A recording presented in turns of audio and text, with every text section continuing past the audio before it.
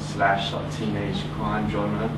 So we've gone for a hybrid genre, mixing two genres together. Yeah, it's quite dark and it's aimed mostly at like teenagers and young adults. Mm-hmm. Okay, let's watch.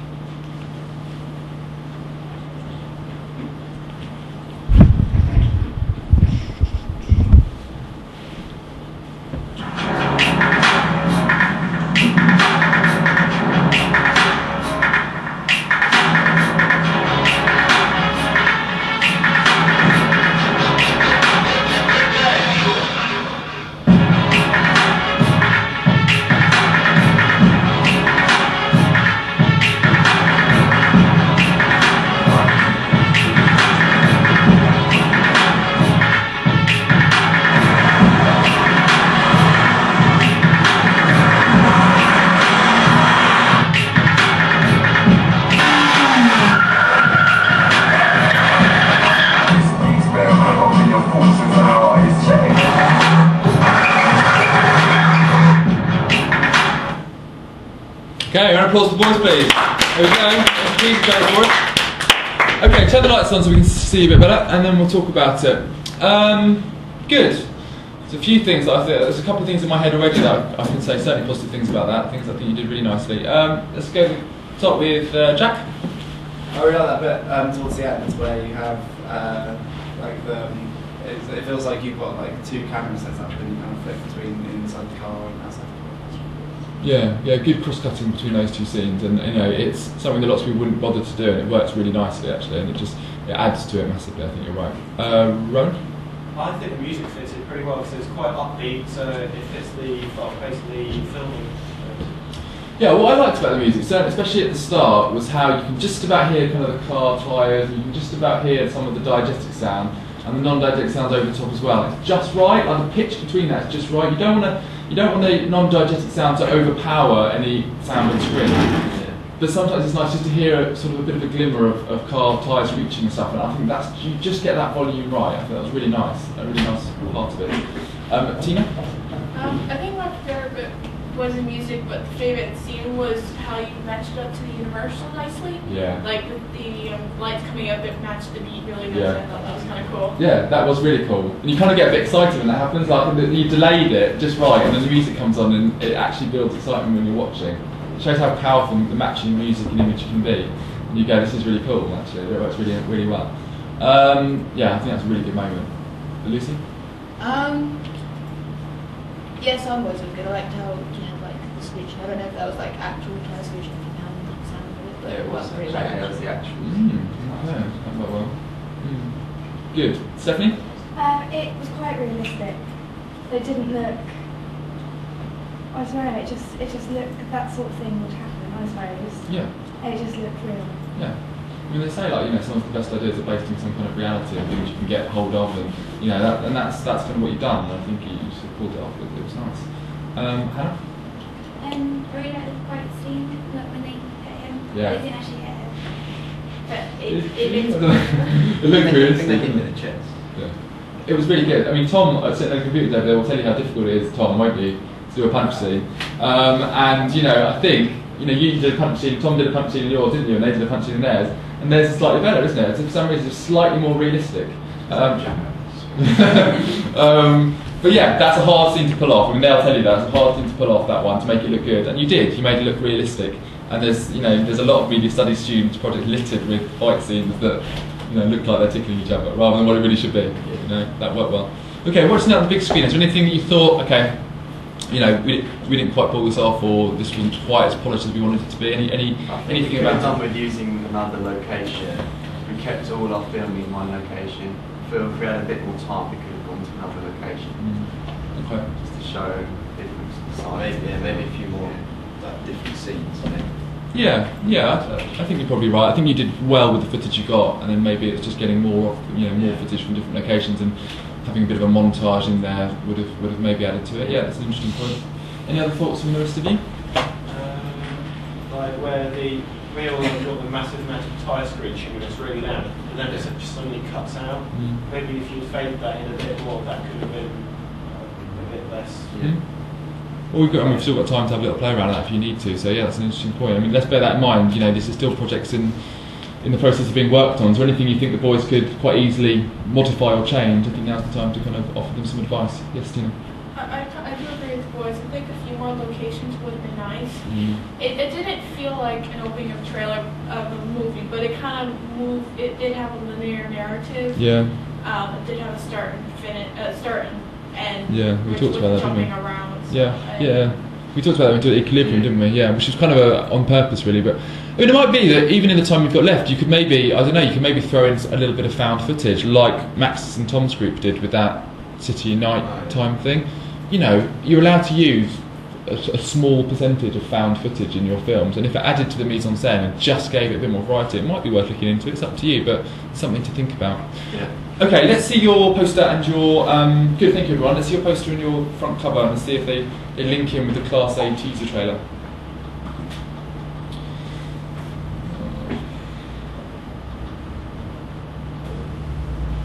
That's alright, we can see that from there. Don't need to make it bigger. That's cool. Okay. Right, talk us through how you thought about putting this together. We tried to use the same sort of focus with like the car and like two main actors within the film. We tried to keep it quite basic because that's what most film posters are. Yeah, we've gone for like loads of dark colours, like black, and just for like that's what our film's about really. It's quite mysterious and it's mostly set at night. Yeah, we're just trying to keep it simple with a focus on the actors in the car. Yeah. And I think you have. I think, you know, look, most teaser posters are quite simple, and I think you've done that really well. I'm glad that you went with the black banner over the top of the bonnet. You know what I mean? With someone together, I think that really adds to it, because it looks actually what it ends up looking like is that you've got a really nice background to Class A that you've managed to Photoshop or find, where actually it's the car's bonnet, but it doesn't look like that. It looks even better than that, which is really cool. Any thoughts? Anyone else? I like how you can see the actors really clearly. Yeah. Yeah. And, no, it's not cluttered at all. It's like really. Use the word, is it? You really.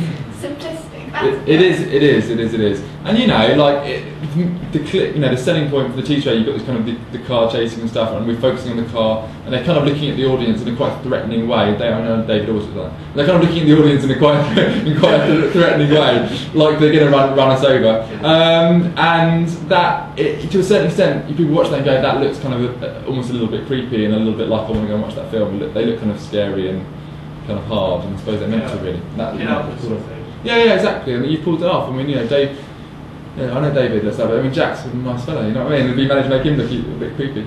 Okay, good. I liked that. Right. Okay, and you got the red and the black and the white, which kind of links it through, which is really nice too. Okay, and then the magazine front cover.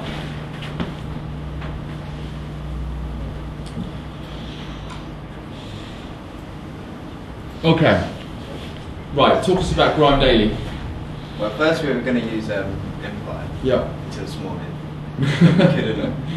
We couldn't find a proper Empire logo thing. Yeah. That would work properly with our thing, with our magazine. So We sort of made up this, and we thought we could make a magazine that would appeal just to like teenagers and young adults, which our film is based aimed at. So we thought we'd do this.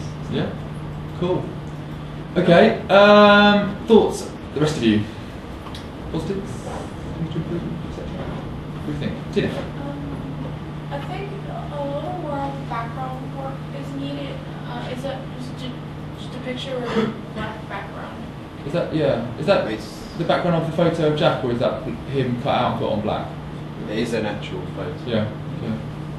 Again, we're just trying to keep it simple to just link it to film. Yeah.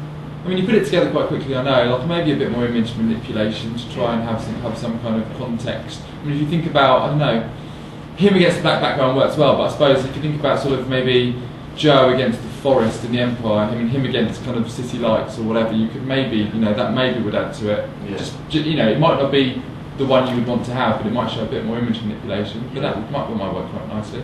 What's happened to the barcode, by the way? Yeah, we did that on purpose, so it looks like a gun. Yeah, that's cool. I like that. That's a really nice touch. It's a really nice touch. kind of the whole idea about Grime Daily. I thought that's a really nice touch.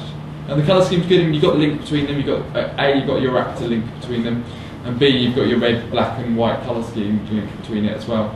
I mean, it might be that this particular edition of Grime Daily could be kind of all red, black, and white throughout. I don't know, like the tube and the title. I'm not sure. The orange, I think, maybe slightly off-putting, but other than that, I think it's considering how quickly you put it together, I think it's worked quite well. Okay. Any other thoughts about the three as a whole or the magazine cover, E13?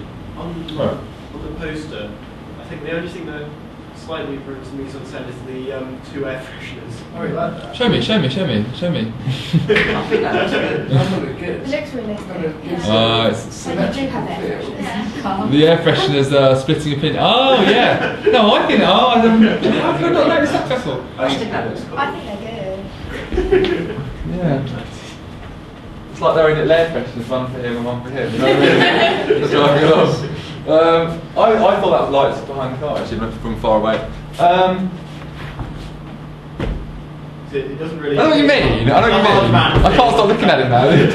Maybe not. But no, I like the duality of it. Yeah, it's symmetrical. It is symmetrical. The duality of it's really nice. Like they're saying, look, we're real men. You know, we can have air fresheners and we're going to run you over in our car. Right? It's just going to smell nicely afterwards. Actually, Yeah. the only thing kind of going against his symmetrical point is, as you can see the one side of the car, you can see more of the left side of the car, and it's a cut off. Only a tiny bit. Yeah. I know, but I'm very symmetrical. You're a symmetrical person. Yeah, we'll see that in a minute. Yeah, maybe a little bit. Yeah. Yeah. We've given that. I didn't notice that. I think that's it's a tiny little asymmetricality, but I think that's fine.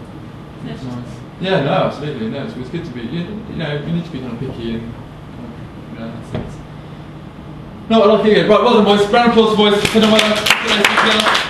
And remember, still got a bit of time left to try and tinker with the last few points. Okay, Tina. Okay. Our guest